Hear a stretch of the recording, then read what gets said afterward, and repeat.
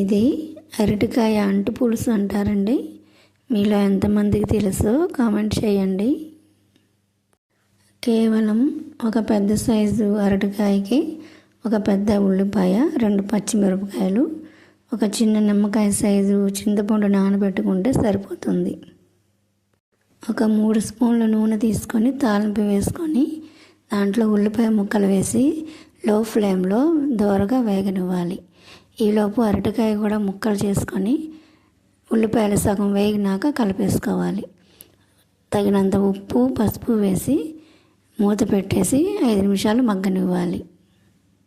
ఒక 5 నిమిషాల తర్వాత ఈ చింతపండు రసాన్ని పోసేసి పులుపుకి సరిపడా కారాన్ని వేసుకొని మరొక పావు గ్లాసు నీళ్లు పోసి మూత పెట్టి ఉడకనివ్వాలి.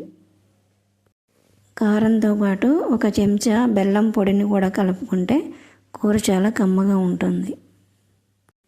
మధ్యలో ఒకసారి కూర కలబెట్టుకోవాలండి. అడుగంటేలా ఉంటే కనుక మళ్ళీ ఒక 2-3 స్పూన్లు వాటర్ కలుపుకోవచ్చు. ఈ పులుసుని ఉప్పు కారం సరిపోయిందో లేదో చెక్ చేసుకుంటే ఏమన్నా తగ్గితే ఇప్పుడే కలుపుకోవచ్చు. అరటికాయ ముక్కలు కరెక్ట్గా ఉడకాలండి. మరీ నీళ్ళు ఎక్కువైతే ముక్కలన్నీ పప్పు అయిపోతాయి. సో జాగ్రత్తగా చూసి కలుపుకోవాలి. చివరిగా ముక్క ఉడికిందో లేదో చూసుకొని ఒక 1/2 స్పూన్ బియ్యం పిండిలో ఒక పావు గ్లాసు నీళ్లు కలిపి ఇలా పాలలా కలుపుకొని అరటికాయ కూరలో వేసేస్తే అది చిక్కబడుతుంది. అరటికాయ గ్రేవీ కూరలాగా తయారవుతుంది. అన్నట్టు ఇందాక తాలింపులో ఇంగువ వేసిన వీడియో క్లిప్ మిస్ అయిందండి.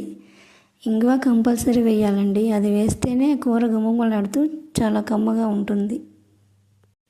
ఇంతే, కొంచెం కారంగా కొంచెం పుల్లగా బెల్లం తీపి వేసామా లేదా అన్నట్టు వేసిన బెల్లంతో కూర చాలా కమ్మగా తయారవుతుంది. తప్పకుండా ట్రై చేయండి.